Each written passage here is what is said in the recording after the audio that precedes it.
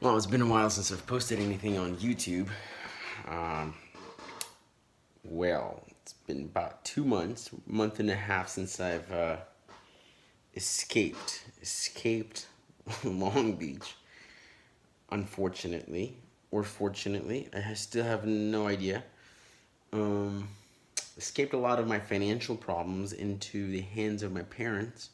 So this is a diary of this 30, what am I, 30, I'm about to be 34, 34-year old who has, if you go down my videos, I've been following the path of Think and Grow Rich, but perhaps I'm still in the 10,000 failures stages of this philosophy.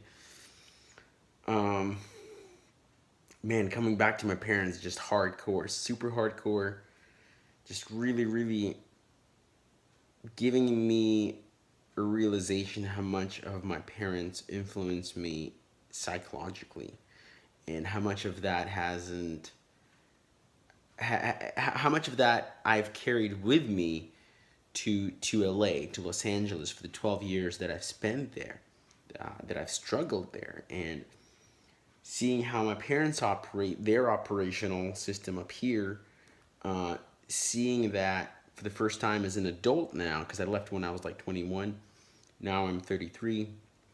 Seeing that as an adult, I started to recognize that even though I escaped, and I subconsciously probably I've escaped that operating system, but coincidentally, I've inherited it. And accusing my parents of anything, or trying to deal with my parents, trying to prove something to my parents, is just a failure. It's just a failure from the start. Uh, they come from a Soviet Union programming, fear of everything, fear of starting their business, fear, just fear-based mentality, the classic fear-based mentality. And subconsciously, it's still in me. There's a lot of things that I would start, but I would fail to continue with it because there's a lot of doubts, there's a lot of fears within me. There's a lot of conflict, internal conflict. Um, so in some sense, this interaction here, I remember when I moved from North Hollywood to Long Beach for the second time. Um, this helped me. Documenting my days have helped me. What had happened was that I got into my head again. Documenting got into my head, and all of a sudden, I wasn't being me. I was trying to be something not me for the camera. So it is maybe therapeutic for me to think, of the internet as the mastermind, as somebody who is, uh, uh, for lack of better terms, accountability buddy. And it's true, as far as the mastermind goes, it's true. It's true. A lot of people today come to YouTube to watch these videos, right? These motivational videos to gain some knowledge, spiritual knowledge. Maybe it's take a look at how to set up your first Facebook ad, or you know even practical knowledge, not necessarily spiritual knowledge. So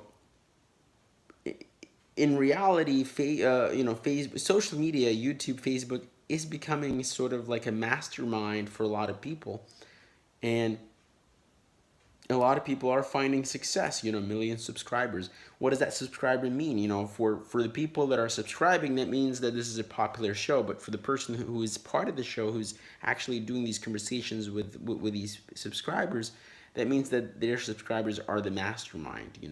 So perhaps that's a healthier way of looking at it. Perhaps not getting ahead of myself and think of this as something that is going.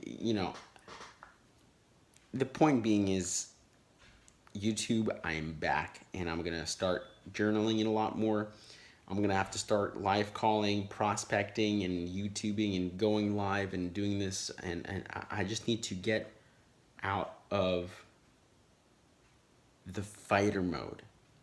You know, I'm just so tired of fighting. And by fighting, I mean, just trying to change myself, trying to change others, trying to change,